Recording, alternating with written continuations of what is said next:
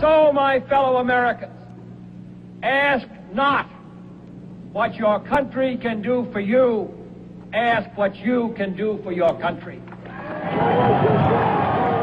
I pledge you that we shall neither commit nor provoke aggression, that we shall neither flee nor invoke the threat of force, that we shall never negotiate out of fear, and we shall never fear to negotiate. Terror is not a new weapon. Throughout history, it has been used by those who could not prevail either by persuasion or example. But inevitably they fail, either because men are not afraid to die for a life worth living, or because the terrorists themselves came to realize that free men cannot be frightened by threats and that aggression would meet its own response. And it is in the light of that history that every nation today should know, be he friend or foe, that the United States has both the will and the weapons to join free men in standing up to their responsibilities. All free men, wherever they may live, are citizens of Berlin. And therefore, as a free man, I take pride in the words, Ich bin ein Berliner. The path we have chosen for the present is full of hazards, as all paths are. But it is the one most consistent with our character and courage as a nation and our commitments around the world. The cost of freedom is always high, but Americans have always paid it. And one path we shall never choose, and that is the path of surrender or submission. We choose to go to the moon. We choose to go to the moon in this decade and do the other things, not because they are easy, but because they are hard. Because that goal will serve to organize and measure the best of our energies and skills. Because that challenge is one that we're willing to accept, one we are unwilling to postpone, and one we intend to win, and the others too.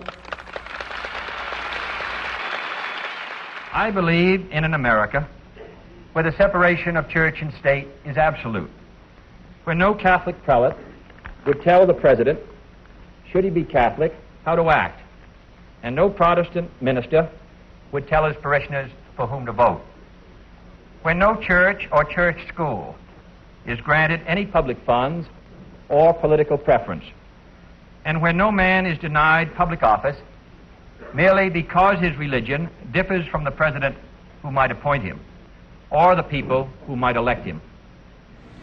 I have therefore chosen this time and place to discuss a topic on which ignorance too often abounds and the truth too rarely perceived, and that is the most important topic on earth, peace. What kind of a peace do I mean, and what kind of a peace do we seek? Not a Pax Americana, enforced on the world by American weapons of war. Not the peace of the grave or the security of the slave. I am talking about genuine peace, the kind of peace that makes life on earth worth living, the kind that enables men and nations to grow and to hope and build a better life for their children. Not merely peace for Americans, but peace for all men and women. Not merely peace in our time, but peace in all time. We are confronted primarily with a moral issue. It is as old as the Scriptures and is as clear as the American Constitution. The heart of the question is whether all Americans are to be afforded equal rights and equal opportunities, whether we are going to treat our fellow Americans as we want to be treated. If an American, because his skin is dark, cannot eat lunch in a restaurant open to the public, if he cannot send his children to the best public school available, if he cannot vote for the public officials who represent him, if, in short, he cannot enjoy the full and free life which all of us want, then who among us would be content to have the color of his skin changed and stand in his place, who among us would then be content with the counsels of patience and delay? 100 years of delay have passed since President Lincoln freed the slaves, yet their heirs, their grandsons, are not fully free. They are not yet freed from the bonds of injustice. They are not yet freed from social and economic oppression. And this nation, for all its hopes and all its boasts, will not be fully free until all its citizens are free. The very word secrecy is repugnant in a free and open society, and we are, as a people, inherently and historically opposed to secret societies, to secret oaths, and to secret proceedings. We decided long ago that the dangers of excessive and unwarranted concealment of pertinent facts far outweighed the dangers which are cited to justify it.